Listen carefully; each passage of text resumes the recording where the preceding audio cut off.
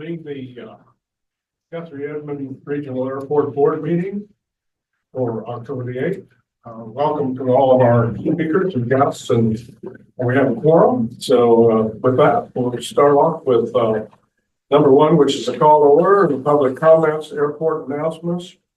Do we have any speakers particular for it? We have two today. Okay. Let's see, we've got Tyler. Right here. And then, of course, Bob Bartman. So we're more or less limited to about 5 minutes. If you'd like to address the board and let us know how things are going for you. Absolutely. You guys want me to get up here? Yeah. Well, whatever's comfortable. All right. I'll kind of get in the middle here. Well, nice to meet everybody. I'm Tyler Osman. I'm one of the owners of Airnos over here. So I know what you're thinking. This guy didn't drive. I'm 23. I promise you I can drive. I can fly too. But no, we've been in business 1 month, and the welcome here has been amazing. So everybody's been so welcoming to us. We're all Cirrus Flight School, so I'm sure you've seen our great green airplanes taxiing around the airport. So we have 3 all brand new Cirrus SR-20 airplanes, and yeah, we're just kind of getting our feet underneath ourselves. We've been in business legit a month today, so it's been fun. We've done better than we expected so far. And what we offer is flight training from your initial license all the way up to your CFI. And we also do aircraft management. So any questions? I'm gonna leave it open to you guys. So that's just a brief overview of who I am, what we do. That's it. I'll leave it over waiting. I wish we had a waiting list. When I had this idea for this company, Cirrus doesn't let you get an airplane in a year. It's 2.5 year waiting list. So we said, well, I think we need to get 3 airlines just in case. So we have some shoes to fill. We're accepting students every day, and we have close to 10 students full time now. So it's keeping us busy enough, but it's been a fun adventure so far. Good. Yeah. You gonna do a ribbon cutting? Yep. So that is tentatively planned for October 30th. I'm gonna assume early afternoon, and we were talking to the city about that. So love to invite everybody out. I don't know like set timeline yet, but the 30th is what we're planning on. We'll do a little ribbon cutting and we'll bring some cookies and stuff. Yeah. Free airplane rides. Hey, you guys come on. You guys, absolutely. But I'm here most of the time. So me, my business partner, Austin, he couldn't make it today. Me and him are here most of the time. And then we have a full-time instructor, Braden Ridgway. He's over there all the time flying. So I'll leave some cards for you guys. If you guys want to call me, my personal cell phone number is on there, personal email. So Great. thank you guys. It's a pleasure being here. Excited to have you here. Absolutely. Yeah. Thank you. Is this just a one-off facility, or are you related to other Airnos facilities? This is it. So Airnos is brand new company, brand new name. This is our first location. So we obviously have a classroom back in the building there. And we just flight train here. And then we also do travel training. So like today I flew down the page, did a lesson with a client down there. So we kind of move around as needed, but our headquarters is here. Okay. Yeah, absolutely. Tyler, did you guys get a great response in the flying day? We did. It was we were not prepared for it. You know, it was our first week. We just got the airplanes, and we were a little bit overwhelmed, but the feedback, it was awesome. So we could expect a better day. We saw a lot of kids. Yeah. We were like, oh, we should have got cones. It's a little but nothing broke, luckily. So we'll do better next year. That was a big deal. Well, good. We're glad you're here, and anything we can do to help support it. Absolutely. These are the folks that can help that out. So, You guys have all been great so far. So it's been amazing. all right. Thanks for being here. We appreciate it. Thank you. Thank you. I think we've got all our questions answered. So, Bob, would you like to make a presentation and tell these guys what's new and exciting? Yeah, I think we're gonna talk a little bit about, you wanna talk about the possible name change with Apex Executive Jet Center. So Kyle Iser is our partner at Apex Executive Jet Center. They have a location in Liberty, Missouri, and then we have one in Platteville, Wisconsin, and we partner with them there as well. Kyle is wanting to rebrand to Apex Aero Center. It's more, it talks a lot more about what we do. We want to get into the maintenance side. We want to bring a maintenance facility here. We handle both jet and piston aircrafts, and so that's just something that we'll move toward. There's no rush on it. We're going to stay Apex on the sign here because I just paid for those signs for a while, but we will eventually at all locations change signage to, and it's still us, Apex Aero Center. The other update for you guys is last month, well, August and September were incredible months for us. We were super busy. Growth is really way ahead of schedule. Just to give you kind of a barometer, in September, we bought 22,000 gallons of fuel, 21,790, I think to be exact. To put that in perspective, the airport bought 90,000 gallons of fuel last year before we got here. So we are growing, we are busy, we are adding tenants as quickly as we can find space for them. And then the jet fuel system, we are adding a ladder and a walkway, I believe, and we're waiting on that upgraded. We've got a bid for it. We're waiting on that upgraded timeline to install a new jet fuel system, hopefully October, November, and it's all at the mercy of Innovative Fuel and their timeline. But couldn't be happier with the staff here at Apex. Justin and his team is getting tons of great reviews. Super excited about Airnos and our Aerovet group that's here. So if you guys have any questions for me, hit me with them, but I am very happy with the progress. 22,000 gallons, is that, what's the mix, avgas versus? Yeah, so we bought about 14.5 in jet and the rest was in avgas. The sales were, because I know Walt asked me that question last month, the sales last month were literally split almost 50-50 between jet and avgas, which tells you that our jet business is growing. We're driving jet tenants. We've had a ton of net jet stops here over the last 2 months. We've done a lot of marketing through the Liberty, Missouri branch to drive business here, and Justin's turnaround time for people that are looking for quick turns has been really good. So that's our pricing and our service. And, you know, I always say it's undefeated. Smile, be consistent, give great service. That business model is undefeated and we do it well here. So, Great. Yeah. Thank you. Any other questions from you guys? Okay. Well, All right. Thanks, glad to Bob. be here. You bet. Appreciate it. Thanks for being Uh-huh. here. That's great to keep an update going on that. Good information for all of us. All right, then, we'll move on to discussion, consideration, possible action for the approval of the minutes for our meeting in September 10. Entertain a motion. Second. Moved and seconded. All those in favor? Aye. Opposed? That motion passes. Moving to the discussion and consideration possible action on the August monthly financials. Everybody have a chance to look at that?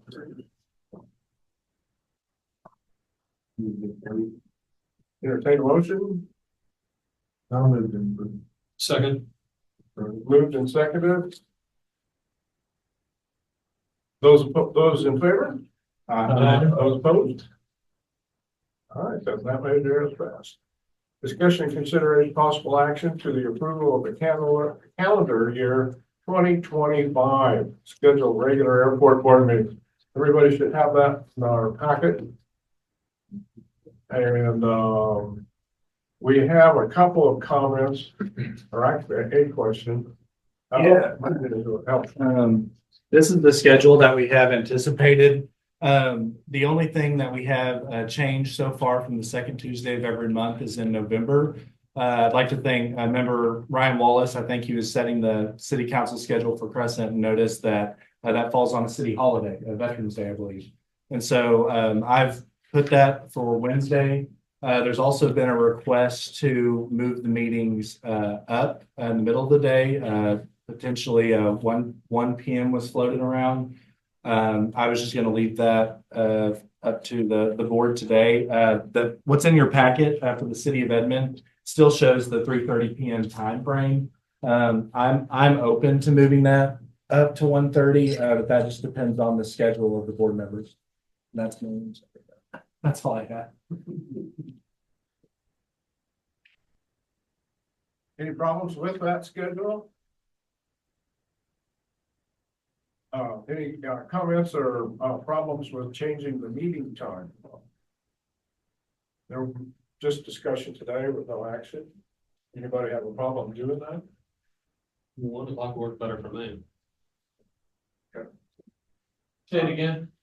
I said I would be in favor of a change to 1 o'clock. That would work better for me. I don't know if there's anybody opposed to it. I'm 6 of one, half a dozen the other. If it makes it better for you. We're all saying. I'm here all day. Okay, well, that is, like I say, just a discussion item right now, give ourselves an opportunity to run that by all of our own personal agendas and then probably get it on the agenda for next month. Do we need to approve now? I think I need it And approved then now. if you need to amend it in the future. Okay. If you'd like to amend to 1:30, or you could make a motion now if that's what works best. But I think for each respective city council, in order to meet the deadlines that we have. Right, this has, I think they have to do that, so that would be good if we could go ahead and entertain a motion to do the 1:30.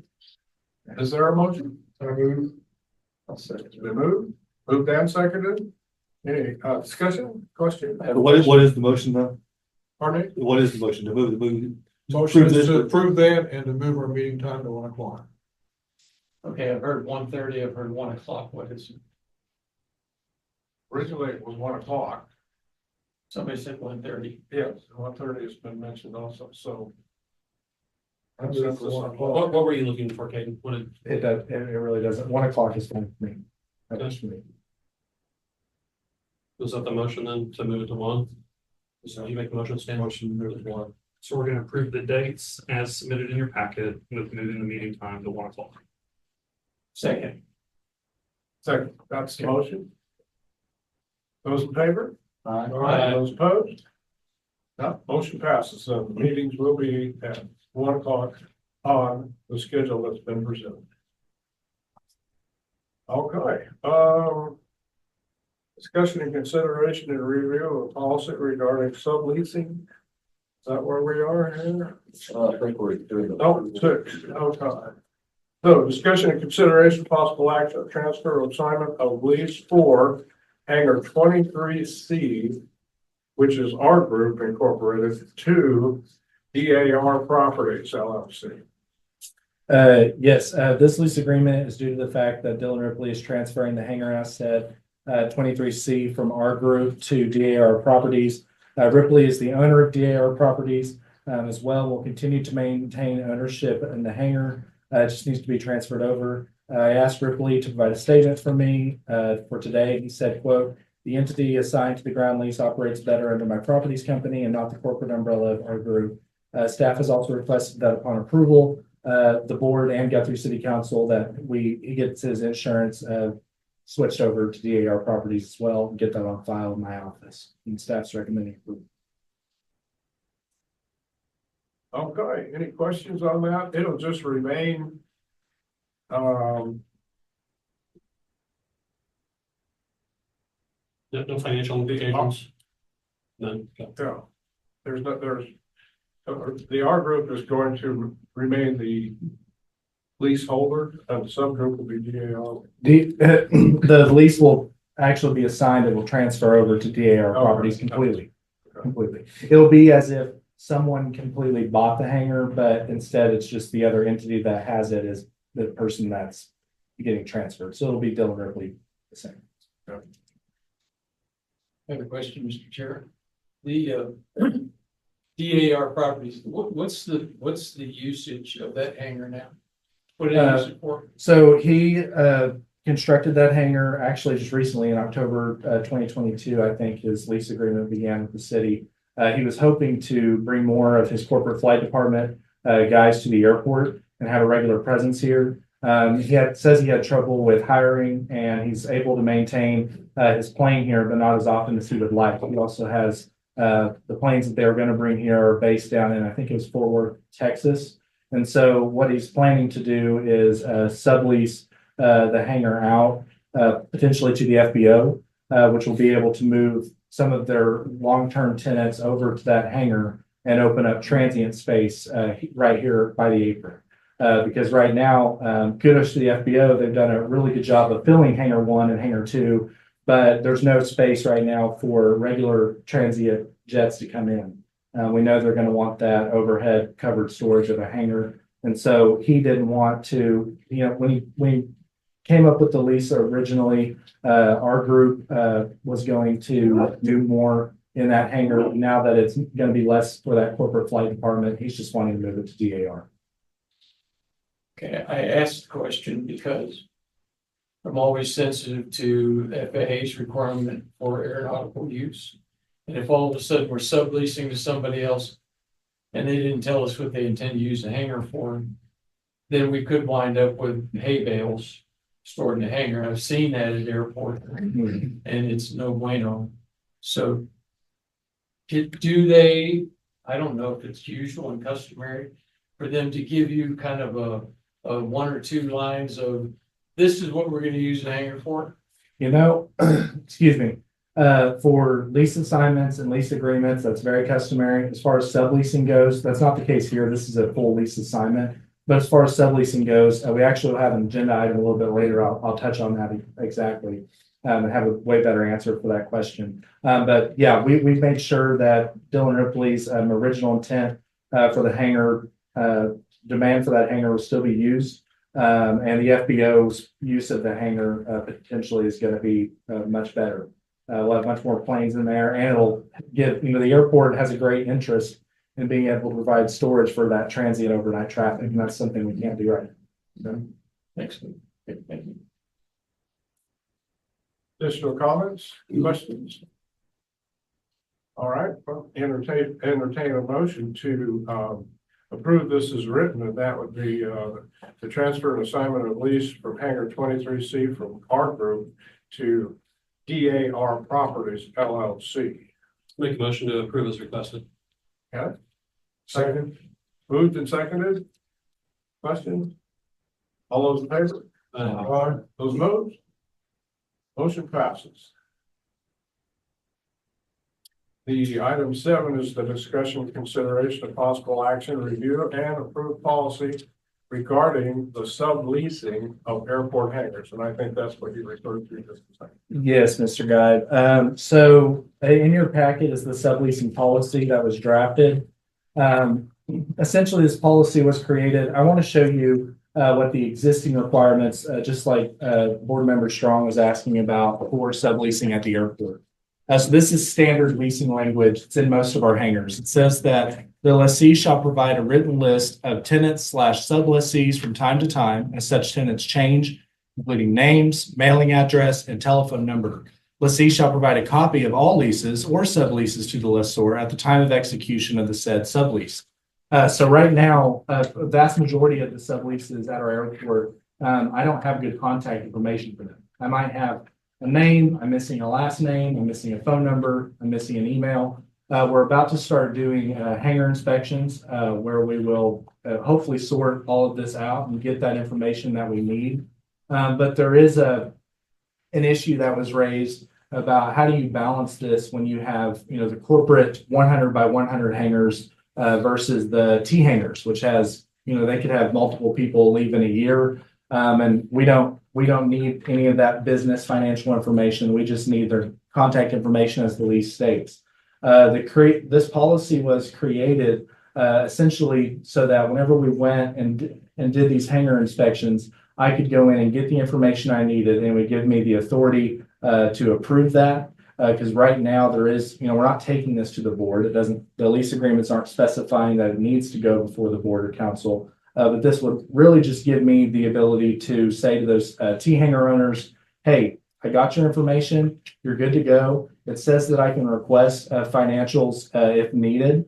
I would only really request that if we had, let's say, in Dillon Ripley's hangar, if a new maintenance shop wanted to open up, I'm going to need insurance information. I might need business information then per our minimum standards. But for your run-of-the-mill T hangar, less information is needed because they're, of course, just using it for recreational use. Another thing I had on this was that it says that I will have 15 days to approve it. This would be in that instance that it was some sort of business and I need to get with people consult with the city attorney, city manager, the board, or I needed to consult with just our minimum standards to figure out what's needed. I could, for something like the T hangers, I don't think that the policy suggesting that would be unduly withheld. Now that being said, I had a lot of concerned tenants call me and visit with me in my office about the policy. They had a lot of concerns about needing to provide more information. They were worried that the 15 days may hold them up in transferring tenants over. Because, for a T hanger owner, if two guys are missing out of a unit, that's lost revenue for them. And the more time that it takes me to give them a thumbs up, the more that they're losing money. That wasn't the purpose of this policy. The purpose was just so that to make absolutely sure that the airport office was a stop on the list of things that need to be done when a sublease is moved over. Because even I can think of emergency purpose reasons, liability reasons, we need to know who is in these hangars and we need to be able to see. And how this has worked in the past is they've all submitted to the previous airport manager, the contact information. And there was a little bit of trust but verify going on, but there wasn't a lot of verify. And we're going to be undergoing hangar inspections soon, and we'll get that verification. And we can certainly do that without the policy. But the policy will ensure that as it happens in real time, we know exactly who's going into these hangars. And so I'm going to ask the board today to just discuss the item, but not take action on it. And the reason that is that I want to get with these T hanger owners and these other hanger owners that had concerns and hear them out, because the last thing I want to do is for the airport board to pass something and for us to try to implement something that they really have a lot of fear about. So staff's going to request some more time to work with them. And if they want amendments, if they want to see changed language, we put this together just to ensure that we got the information that we needed. I want to do that in a less intrusive way possible. I can assure you that my two-man staff does not have the time to go through every hangar and figure out, get into some personal belongings. We just need to make sure that we're meeting FAA-based aircraft standards, FAA hangar standards, and our own standards that we've set with our, I'm going to use the word again, minimum standards. There we go. So that was basically what I was wanting, and I wanted the board's opinion and some discussion on this item for what you all think. I know some of you are operating in a hangar, and so your opinion is valued for sure. Thank you. Questions or comments? When I first read this, I didn't like the financial statements segment. I did not read, or I didn't catch the first read through the third and fourth words if requested. And I think that your explanation plus that language if requested makes a lot more sense as a T hanger owner or a renter myself. It just seems a little onerous to get, for that purpose. But I understand for larger hangars, the potential need for that. So as written, I'm in favor. I think it all looks fine. The first thing that came through my head is, a wise person once told me, be careful what you ask for, you might get it. And that's what this kind of smells like to me. So what's the difference between what you do today on a subleasing request and what you're going to do here? Because this puts it squarely, from what I read, in your lap. Are you ready for that kind of administrative workload? So I'll first part of that question. I'll say yes, because we're about to undergo hangar inspections. We're going to find, we know we're probably going to find things we don't like, but they're longstanding issues that need to be rectified. And so the goal with this policy was to give us a quicker way to rectify that. And we have, with this policy, it kind of goes back to what I was saying earlier with the T hangers. I plan on just getting their basic information is really what we're asking for. The big difference in this policy between what the lease agreement standards is, it of course gives the airport manager the authority to say no. Whereas currently that is not really, it's not written that exists. But it does exist in the sense that every lease says that they need to be following airport rules and regulations, standards in place with the FAA, the ODAA, and everybody. And so in an instance where I would say no is I go to put the aircraft in the FAA system and it tells me it's a deregistered plane, something that shouldn't be into a hangar here. Or if it was something that, you know, a business that needs to give me their insurance and they have yet to give me their insurance, I could say no. Not to throw them too under the bus, but, you know, Bucks Flight Academy moved out to the airport. Love to have them, but I wasn't told they were out here for about a month. Didn't have their insurance, didn't know they were operating out of here. Finally, I saw a Facebook post that someone had gotten their certification through them out here and they tagged us.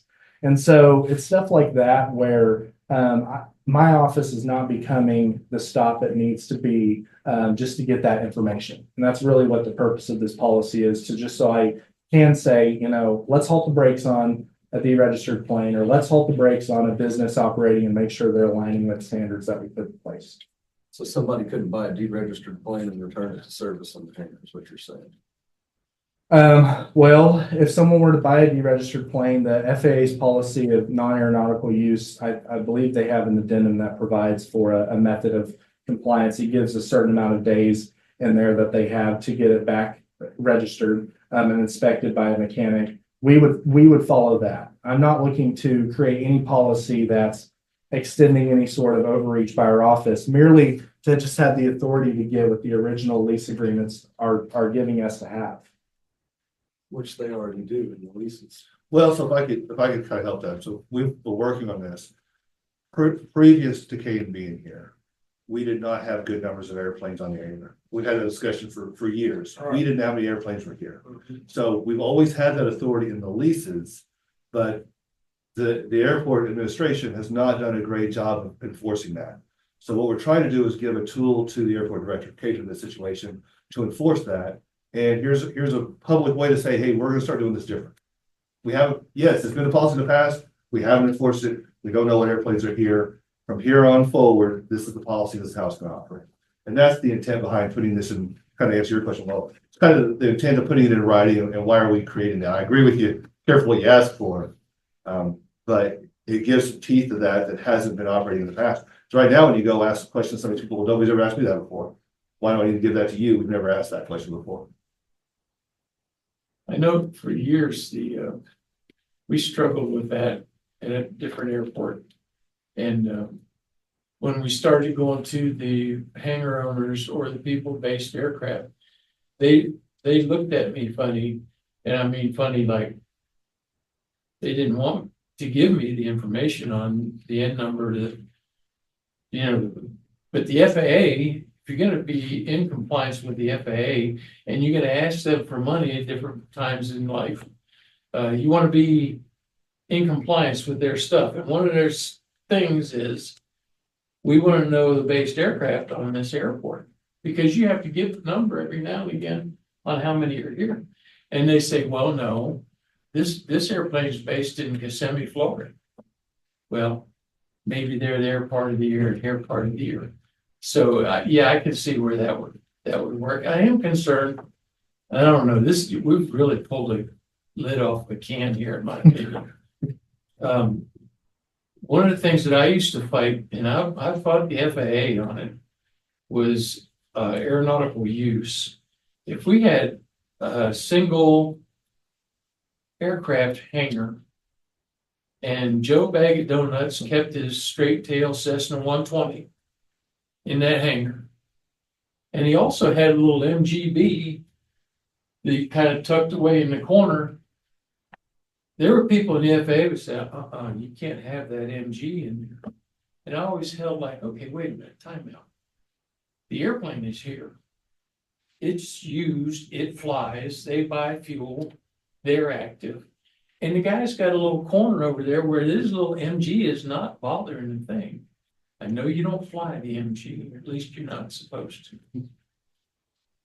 But, you know, they kind of bucked up against me sometimes on that, but I held my ground because I think, and this kind of goes to what Ryan's saying, I think, you know, we got to be reasonable. You know, when you get back to the ever overreaching heavy hand of federal government, I don't want to be ever overreaching and heavy-handed. We have that in every aspect of government in our country. Well, we do, and that's why I often opposed it, and I was held in contempt sometimes by the Federal Aviation Administration. I didn't care. So I mean, has that changed?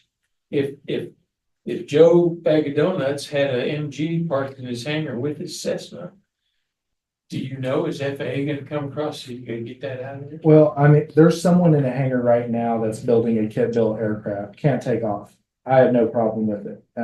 They're actively working on it. And, you know, just a few yards away from them, there's a hangar with, cars in there that have expired tags. Way different situation. I think that was part of the purpose of this policy was to get something in writing that puts this down on paper.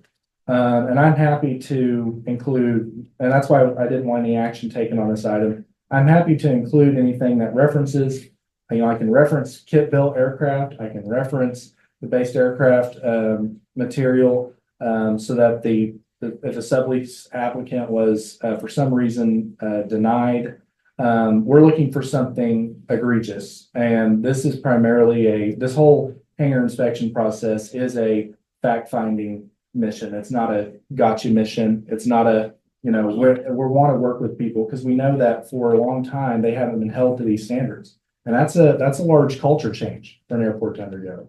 And so giving them the appropriate amount of time that they need, because frankly, we do have a we have a large hangar waiting list. And you know just as well as I that an airport has great interest in an airport that has hangars that can operate, buy fuel, contribute more to the airport than a plane that is being kit built in a hangar. But the FAA provides for it, and we're going to allow it because one day it will be built and it will fly out of the airport, hopefully. And so that was the whole purpose of this policy, and I plan on speaking with the other hangar owners and getting something back to you. Are there airplanes in this hangar that has just expired tag cars? There is in one T hangar unit in particular. Okay. Yeah. So it does have an active aircraft in there. Or no, just the cars. Just the cars with the expired tags. Sorry, I think I said that. Ooh. Okay. Yeah. Yeah. Yeah. Well, I don't want to push the buggy in the mud here. But that kind of thing, it can get sticky. Have you considered a hangar queen policy that you pay an extra fee annually? And I'm saying that here in public forum because I want the rest of the board members to chew on this too. If you have a hangar queen, everybody know what a hangar queen is, okay?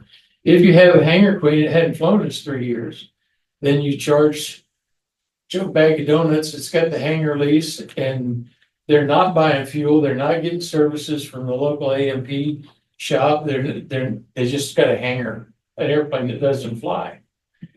$100 a year. Additional to your hangar rent. Because you're not flying, you're not buying services, you're not helping support the facility. We're here to conduct business. And that's selling fuel, that's doing maintenance, that's operations and those kinds of things. I'm just saying we ought to consider that especially when you have waiting lists. And I think I haven't given that too much consideration because once again, we don't know what's out there. And we need to get through this first round of hangar inspections, and then I'll bring some data back to the board on this is how many units we have, this is how many we consider to be in compliance, how do we get these other guys compliant, or like the cars, move them along and get some people on the list. But that's definitely a solution that we can utilize once we have the basic information we need from our leases. One of the things I think is important about this is going to give Caden the board's authority when he goes out and is talking to these, asking these questions. Rather than getting pushed back and why are you doing this to it? It comes from the airport. It comes from the board. Oh, I do agree. I like the way I'm going to make a presentation to this organization because we can all relate to that, the discussion. And then when we get that far, I know for a fact that we did this when we put together our minimum standards. Some of that is addressed in the minimum standards, so this is a good place to just kind of get it started, but there's a more fish in this than you might think, and you have probably have more authority than you think, quite honestly. But this is a great way to get it started, and everybody really, think about it. Hey, well, can you help me understand what the can of worms you're concerned with? Well, it's just, one thing. Okay, now we're talking about, tell me your end number. I don't want to tell you that. Well, why do you On the want to? lease, you're supposed to, so that's already written in the Okay, leases that we all but saw. just little things like, okay, like I was addressing the hanger queen stuff. Mhm. And how hard of a line will we draw when it comes to Joe has an MG in his hangar along with his Cessna? To me, I don't think I draw a line there. I allow it because it's primary use. You got a Cessna in there and he can fly it. When you're saying you were referring to yourself as the airport director of the other airport, is that correct? Or Yes. as a board? So I think what you're saying is you have the discretion as that airport director to decide, if that hangar that had an airplane and an MG was a problem or not, right? I think that's true. Right. Is that the same discretion that we should be giving Caden right I now? think so. Okay. And does this document do that? Or are you afraid this document? does not do I that? don't know. I haven't really poured my head into it and knowing it's just for discussion and it's kind of a starting point. I personally believe that we should set some boundaries, but give Caden the discretion to move forward within that. If it becomes a problem at some point, then we can, talk about flipping feathers. But I think to be proactive and get stuff done, we've got to trust the person we've empowered to have this operational Well, position. I had quite a few interns. Mhm.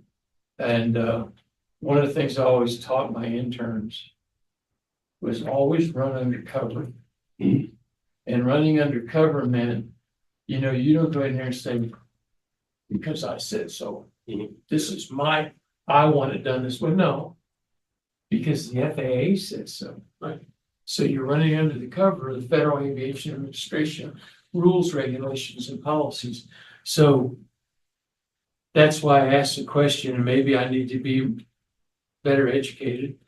If the FAA has really, over the past few years, that I've been away from the business, Mhm. if they've really started digging in on this hangar queen business, or if they've really started digging in on, you got a race car sitting in the corner, how he needs to have cover, not just from tenants, but when, he says FAA policy regulation. So we need to know those kinds of things before we give you something that you can't, that's gonna bite you.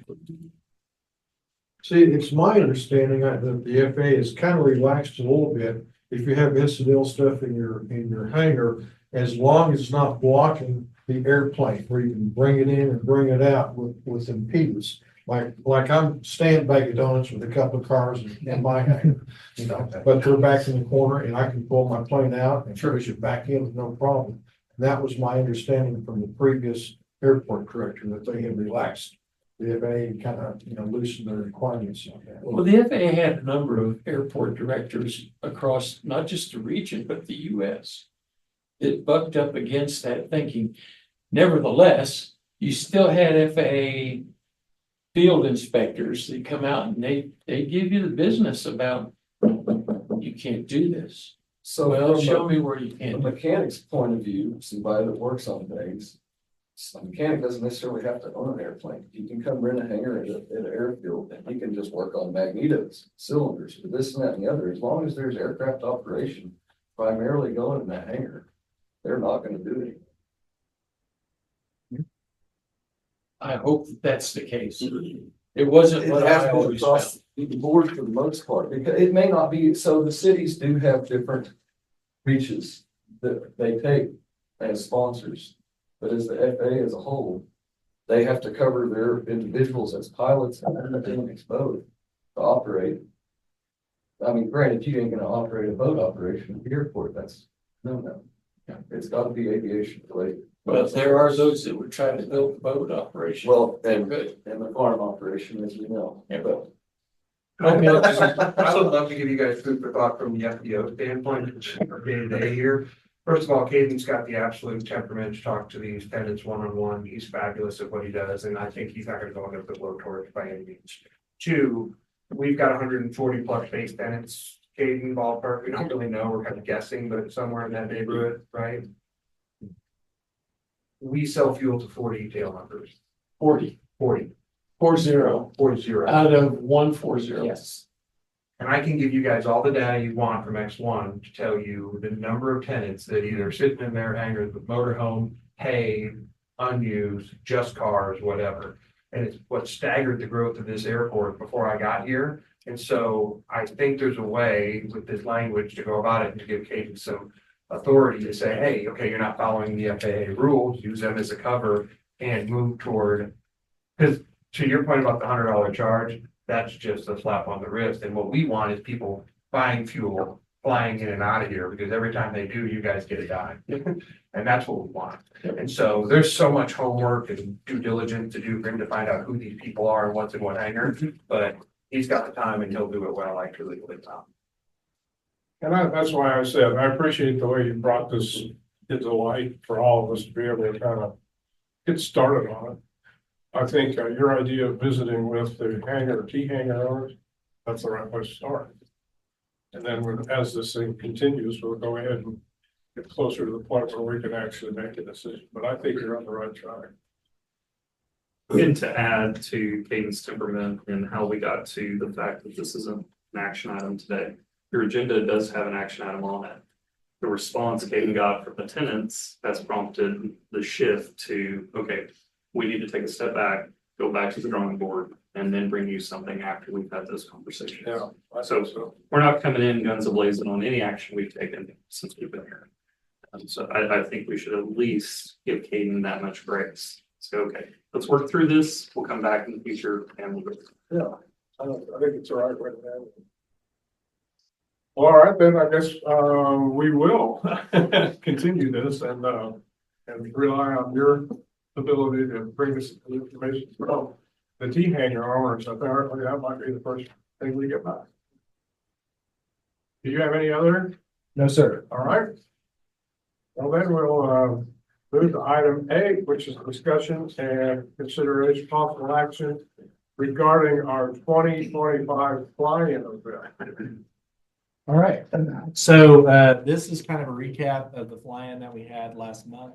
Approximately 800 visitors, 14 sponsors, 5 food and beverage vendors, over $5,000 in sponsorship were raised. We're going to be able to use these funds to expand our youth summer aviation camp this year, which I'm really excited about. We also received a special grant from the state ODAA to fund that youth aviation program. That was something that Shalon had set up when she was here, and it makes me glad that we continue that. We had approximately 75 EA Young Eagle flights, and I want to thank the Guthrie police for coming out and doing a touch a truck. The reason that this item is on the agenda for today is that Chairman Gera was wanting to float around to the rest of the board possibility of doing some sort of air show or stall event. I'll be honest, as a new airport manager, when I first hear this, I'm very hesitant. Just from a safety standpoint and a liability standpoint, and just the fact that I've really never been a part of hosting something other than a static display flying in. And I thought I'd have enough heart conditions just from watching that this past month. But I do think it would generate more interest. He showed me a few resources of different stall or air shows across the U.S. and it really did hook my interest. He's looking, I'll let him speak on this more. We might just add this to the next airport board meeting in November. But he talked about working with the UCO marketing students to market the event and get more sponsorships. Because if we're going to do something, any type of aerobatics or something, we're going to need more funds for that event. We're going to need more stanchions put out. We've looked at, possibly renting bleachers. Where they would go is beyond me. But we've looked at stuff like that for the event. We'll definitely need more funds. And so I really don't have anything else on this. It was whenever Chairman Gera told me he couldn't make it to the meeting today, it was we were past the 24-hour period to remove it from the agenda, but I did want to just discuss kind of what he was thinking and collect your thoughts on that as well. Thank you. I think we've all get that idea around, so be anxious to find out what he has to say. And in the meantime, we can all kind of give some of our own ideas we might want to bring to something like that. Well, if you do an air show, they've changed the rules. You gotta have an air boss hired.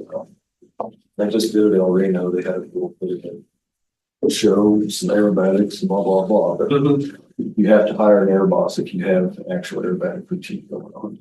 Did they? Closes down the runway. They set out a team. Did they do that mostly themselves, or did they hire a company? I know there's companies that put those things. They may have hired, I mean, I know you gotta pay an air boss to come out to do it. Yeah. We used to didn't have to because we would go up to the Fairview's flying. It was the oldest fly-in free air show in the world. And as soon as they made them hire an air boss, they stopped it. Now it's just get a turkey the first, every 10th plane that comes in and they still have a breakfast and stuff. They still have. Yeah, and those are things you can do without having that. Right, which we're kind of already doing, but if you do an aerobatic routine, you gotta hire an air boss. That's good.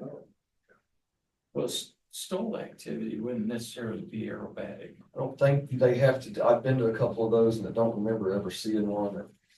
But they still have a director kind of handling things. Okay, the runway shut down, we're starting. That's the thing, you have to shut the runway down. That's how they ticket into that air boss deal. Right. But TFR or something. Okay, well, interesting. Yeah. Do you have an area, I know we used to have what was it, 926 or 826? There's a turf runway here once upon a time. There used to be, it went right into. It was a crossway right across here. But if you had a smooth turf area, the AOPA fly-in, which was on a whole different scale that we had in Norman, they had the stall aircraft come in, and we had them operate between the parallel and the runway. We had a section of smooth turf that was, and it was grand, but we had a control tower that was watching all the stuff. So, and I don't know what the requirements are on an air boss. I played an air boss once. But it takes to do it. I don't know. Once you get started on that, we did look into this before, and we found that you can't rent a portable tower. So I had one come out one year, the military brought it out and parked it out over there or something. Yeah, exactly. Yeah, I don't know if they're out there anymore. I was part of that unit. They disbanded that. But that was a TSW-7. And I don't know if they have those at Tinker anymore. But when I did it in Ada, we just used a table and a radio. You know? That's all you really need. Somebody has to be responsible for that. Yeah, whoever picks up that radio was in the crosshairs. Yeah. That's casual. I got thick skin. You're aware. Okay, well, without having a whole lot more to go on that, unless somebody has a solid program, we'll kind of put that on the agenda coming up Tuesday. I think it'd be fun to see how far we could get with it anyway. What the heck? If you're willing, it seems to fall into your genre, so. Sure. All right, well then, we'll move on to discussion item 9, which is discussion consideration of possible action to approve from Innovative Fueling Solutions the amount of, in your packet saying $24,925. Our airport director has some new figure to work with and some information on why, so. Yeah, we have a new quote, the same exact services provided. It's just 20,000 and some change.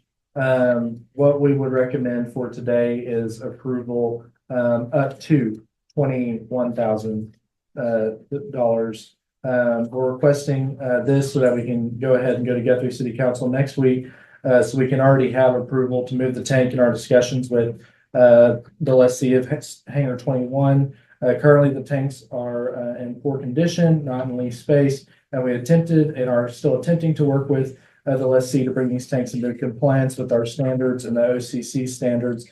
Thus far been unsuccessful. Approval of this item will give staff the ability to move the tanks if they're not brought back into compliance. Does everybody understand the differences of what is on your packet versus what we're changing that item to up to 21,000, which would accomplish the same thing. Where will the tanks be moved to? Are they gonna be off airport? Or we put them someplace here on the airport? Or It says that it will be, the quote says that it will be determined, the first part of the quote, that it wasn't attached because it didn't have a price on it. Says it will be determined at removal.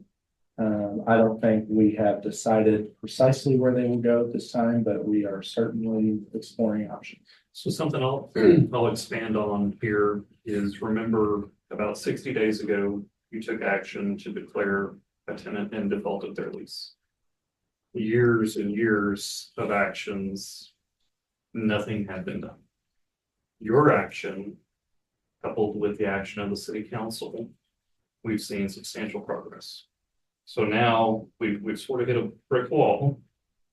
So now we're going to say, okay, the board and the council has taken action yet again.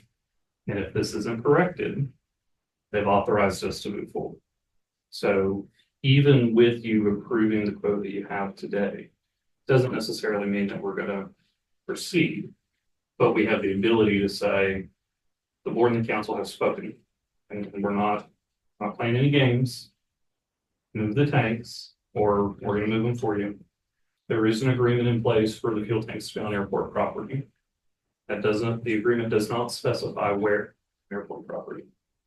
So our intent, if we have to move forward, is that the tanks will be moved over near the hangar of the tenant who has the agreement.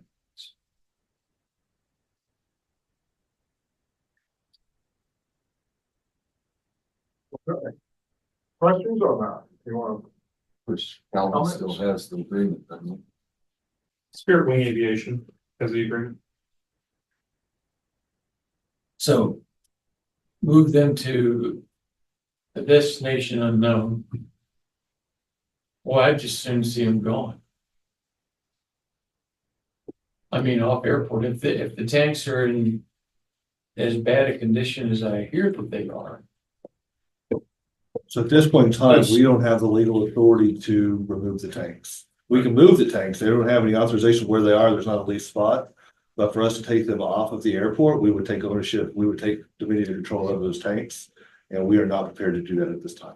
environmental events? Yeah. You want to.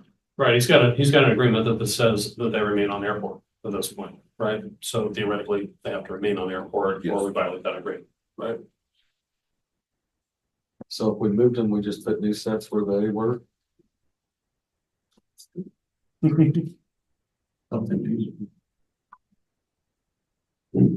All right, any further questions or discussions? What we're asked to do with this item is to approve from Innovative Fuel Solutions the amount of up to 21,000 to relocate the existing 2 8,000-gallon jet A, and there is only one. Oh no. Isn't that 100 low lead? Doesn't that belong to us? No, Self-serve does. the self-serve does, but this is talking about the 8,000-gallon Jet A in the middle, and then the Does one. everybody understand that? There's a, okay. All right. So moved. Got a question quick. So is it still the same company? Okay. Yes, sir. Okay. All right. We have a motion. Do we have a second? Second. Moved and seconded. Questions? Discussion? Except a, vote. All those in favor? Aye. Those opposed? Motion passes. Move on to item 10, which is the update on our airport CIP capital improvement project 70. I'm gonna actually stand up for this. I won't be super, I'm gonna try to make this pretty concise, just because we had our airport board workshop that talked about the vast majority of this. I know we have some new members, so wanted to get them up to speed on these projects and then see where we're at on projects really coming up. So the first thing is in your packet. There's a CIP, a draft CIP that was submitted to the state. It was submitted to the state on October 1 for review. That's the Oklahoma Department of Aerospace and Aeronautics. The first thing that you'll notice when you look at that really confusing chart is it's from 2025 to 2030. The reason that I've included 2024 to 2028 is because our taxiway project is technically in fiscal year 24. Park Hill performed the design services for that project in fiscal year 24, but we have not started construction yet. So I've included that in our PowerPoint today. And the reason I didn't include fiscal years 29 and 30 is you'll see that we have an unprecedented amount of projects that I'm about to get through that's on the CIP. And realistically, they'll probably be moved back out. We can see some things switched in and switched out depending on AIG funding. And we just have so many projects between now and 2028 that I didn't want to get too speculative. But you will see that in 29 and 30, we put some stormwater drainage detention pond funding in there, I believe. So, but Can I ask you for a couple of definitions before you go? go for it. AIGs Oh, I'll actually get to that at the next slide. and BIL. Yeah, we'll talk about it. So I hope you can see this. It's pretty grainy. This is just how many per the federal fiscal year. This is how much funding we're looking at. I'll start by noting that your local airport did not just strike a gold mine recently. 90% of this is from the FAA and 5% is from the state. So we are incredible to get this amount of dollars. All of that added up is actually equal to a rough guesstimate of nearly $20 million. We're looking at over 17 million. To put that into context, we're just a few million behind Wiley Post in terms of their 5-year capital plan, and they're building an air traffic control tower. And so Tulsa is actually about to build an air traffic control tower, and I believe it came in at, I'm gonna get this wrong, it's around $90 million. So just that puts into perspective how much you get into when you talk about ATCs. And our plan is nearly up to Wiley Post, and we're not building anything like that. So that's pretty impressive, and that's due to large part of the state, the FAA, and the work of both cities investing in this airport and knowing it's an economic hub for activity. First thing is you'll see it's in FY24. This is our taxiway realignment and lighting project. Total project cost is $5,704,022. This is actually going to be the best estimate of this entire little presentation because this is based off of bids.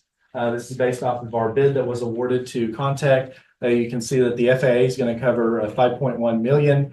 State's going to be 285,000, and then both cities will share in 142,600 and some change there. This is an example of what the phasing for that project can look like. As we get closer to that project, I'm going to bring Toby Baker with Park Hill Engineering in, and he's going to give a very thorough presentation to you all about what that phasing is. For a while, we're going to see instances of way shorter runway and some back taxing. I mean, we are going to try to really shorten the total runway closure time as much as we can. But I'll have Toby come in here and do that because it is not quite ready to present, but we're getting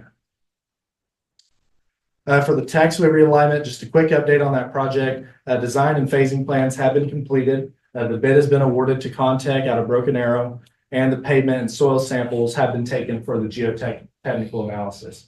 And I do want to thank Aaron Ryburn of the city of Guthrie for taking this cool photo with the drone. You can see that when the runway was extended 20 years ago, the taxiway separation standards for the taxiway and the runway were farther apart. And so we're going to be tearing the southern 3,750 feet of concrete out and moving a new taxiway to the southwest. That is going to move our wind cone and segmented circle.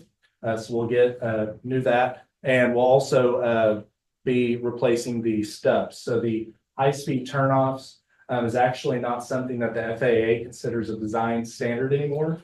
They want that 90-degree turnoff because I guess they think that pilots won't know they're getting on a runway unless they're turning 90 degrees. Probably not an issue at a single runway airport, but you know, if we're taking the 5.13 million, we'll do what you say. So we'll take it.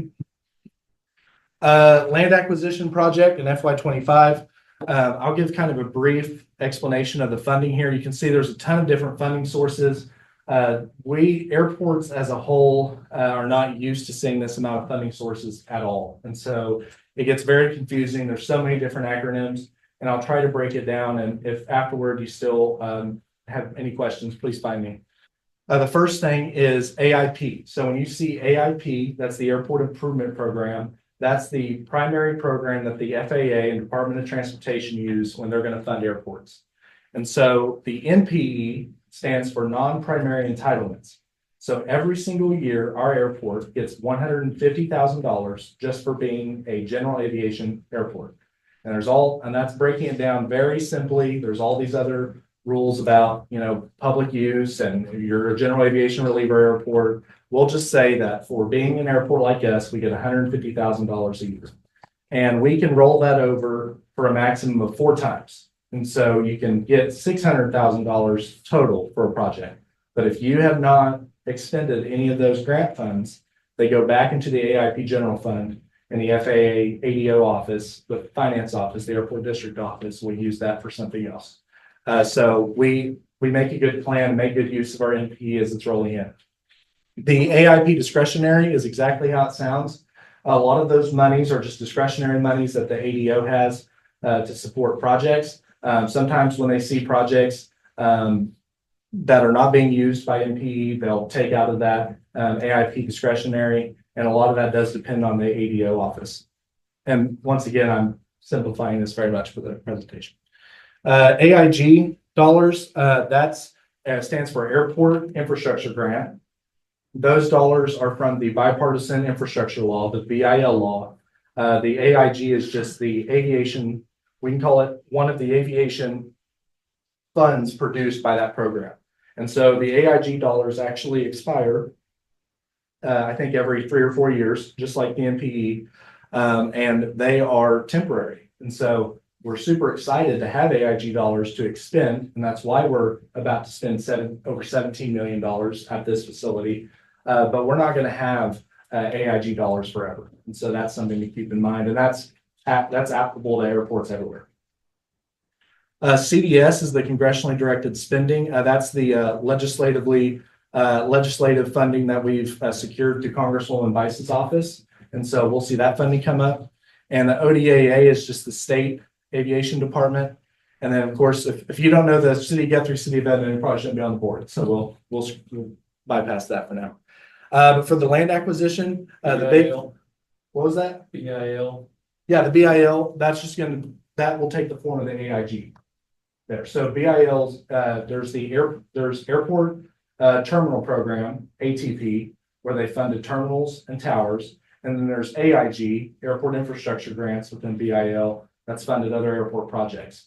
Whenever we get to the terminal, you'll see that we've actually applied for ATP a few times, and we lost out to some bigger airports. So we lucked out with the CDS funding, but the AIG is where that BIL is going to primarily come from. And that's the bipartisan infrastructure law. Yes, sir. Thank you. So for the land acquisition, the biggest takeaway from this project is it is based on appraisals. And I wanted to mention here too, the FAA does not commit to funding amounts. They only commit to projects. So if the FAA were to call me up tomorrow and say, hey, Caden, we'll give your airport $1 million. And we go ahead and go out to the project and bid for $900,000. We don't suddenly find ourselves with $100,000 more to spend. We have $900,000 to spend. And so we'll be based on the bids. We're planning on using our AIG dollars. The state, you can see the state's put in a large portion for the land acquisition. They care very much about they know that we have problems getting more hangars out here. They want to help us out with that.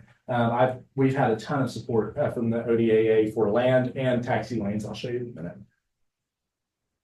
Terminal building, most of us know this. I'll probably breeze past this one super quick. $6 million from the CDS funding that was secured through Congresswoman Bice's office, and then the ODAA $500,000 from the state, and then an even split between both cities.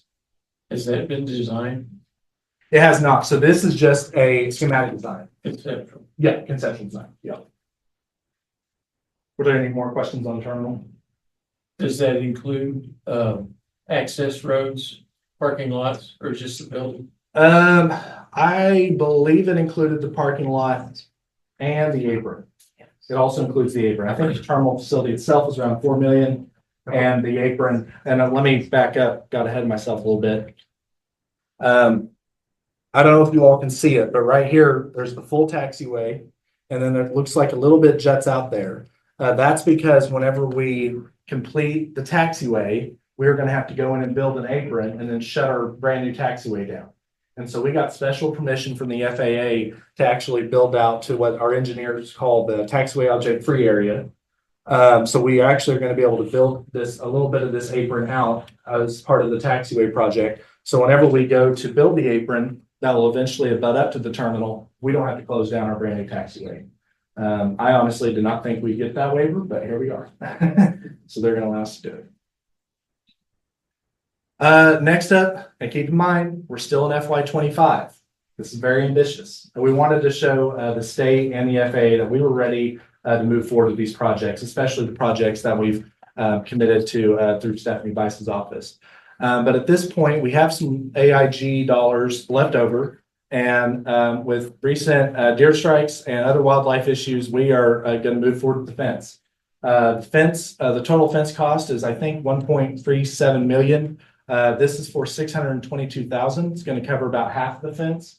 We're going to start on the west side where it's worse. That's where you see the primary amount of deer and other animal crossings.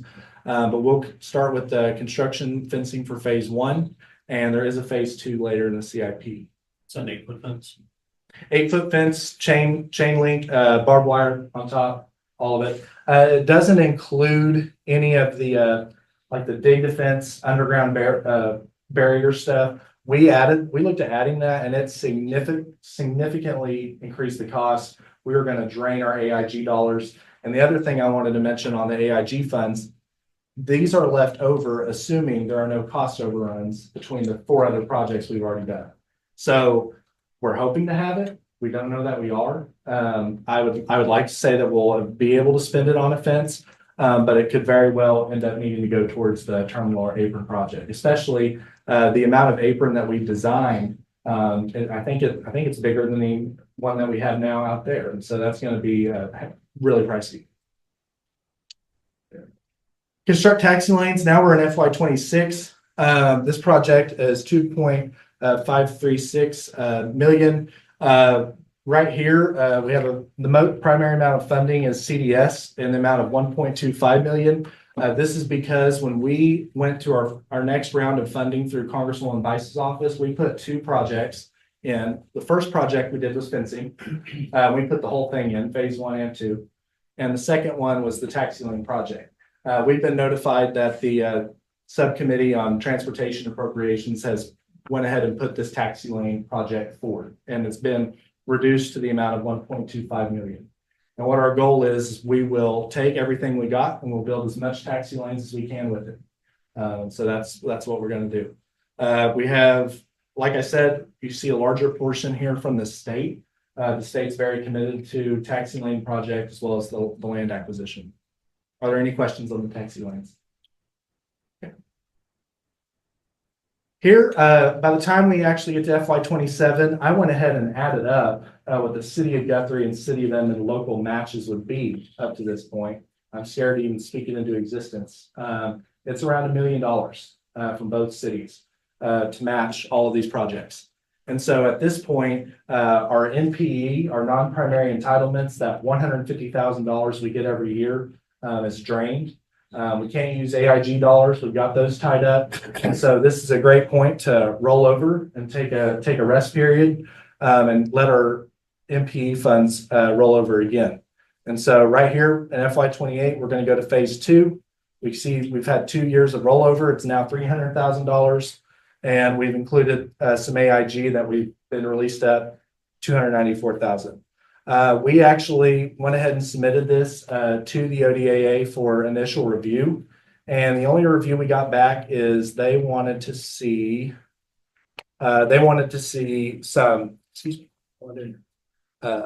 road development on this side, maybe from Prairie Grove or something, because of course, whenever we go and get this land, if we get this land based on appraisals and we construct taxi lanes on it and hangars are constructed, the only way to get over there will be on the taxiway, which is not something that we'd like to see. Some airports do it, but they wanted to see some road development in that area, which has been a planning consideration of ours. We knew it was something that was going to have to be done at some point, but that was their initial review. And Toby's going to put together a nice spreadsheet that puts it simply for us all. Are there any questions from all that information you just got thrown at you? Okay, is there a test? I can make one. I can make one next month if you want to. Excellent job.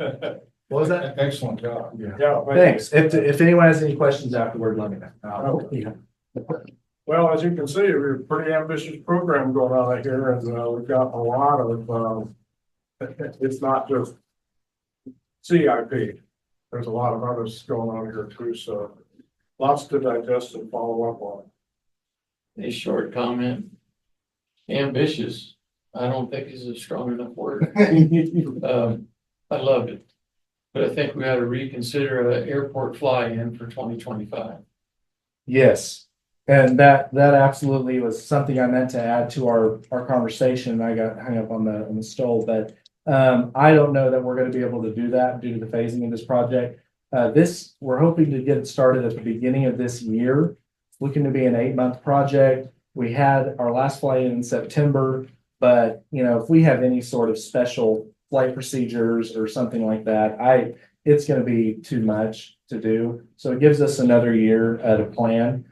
We can definitely plan on having something, but yeah, that's an excellent point. I don't know that we're going to be able to do something like that. Then we have a big blowout after we got it all there, back to everybody here. Right.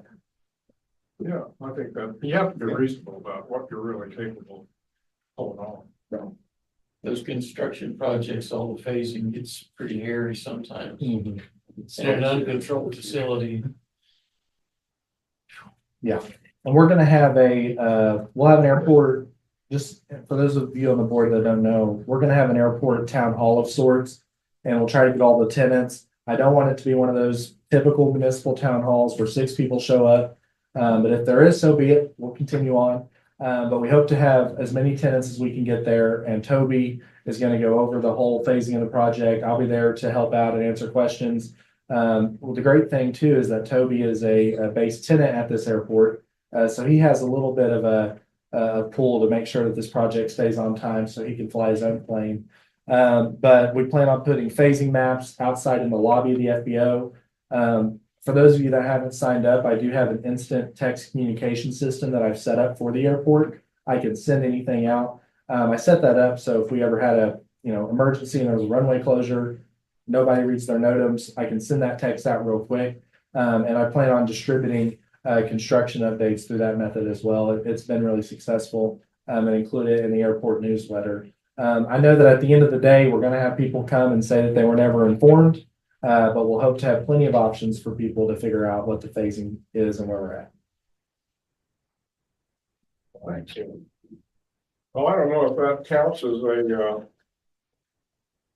manager director's report. It can. Do you have? Is there more? That would be our last item on the agenda. I'm not going to stand up for this. I just was wanting to say as summer comes to a close, I wanted to show some cool aircraft that came in. We had an Ocean Sentry and Chinook, a DC-3. I had to mark this down. It was a Cessna 195, a shiny Cessna 195 that came in. I always like to encourage our businesses and users of the airport to shoot me some photos I can put on our social media because a lot of people don't know that this stuff is happening out here. And so it's great to always take account of that. Another item I got is some pretty exciting news. We have actually been selected to be on the cover of this year's Guthrie Chamber Guide magazine. So that'll be really exciting. They're going to do another write-up of the airport. I have a copy of last year's up here if you want to see what they wrote for last year. But this will be great. And I'm challenging our Edmond members to get me on the cover of the Edmond Chamber wall. And so that's my We'll be done this evening. that's my goal. I think the last thing I had was just a construction update for hangar site 23E. They completed underground plumbing work. They're in the process of delivering sod, and they're hoping for vertical steel erection over the next few weeks. And there's more information in my director's report included in the packet. And that's all I have. Excellent. That's good. Well, then what we'll do is request comments from members of the board, comments requested. Start with Ryan. Caden, I want to tell you, really impressed with the job you're doing. It's, there's gonna be a lot for you to continue to deal with as these construction projects kick off. So make sure you reach out to any of us if you need help. But really impressed with the job you're doing. So keep up the good work. Did want to kind of reflect back on the item that we talked about earlier. That was item number, was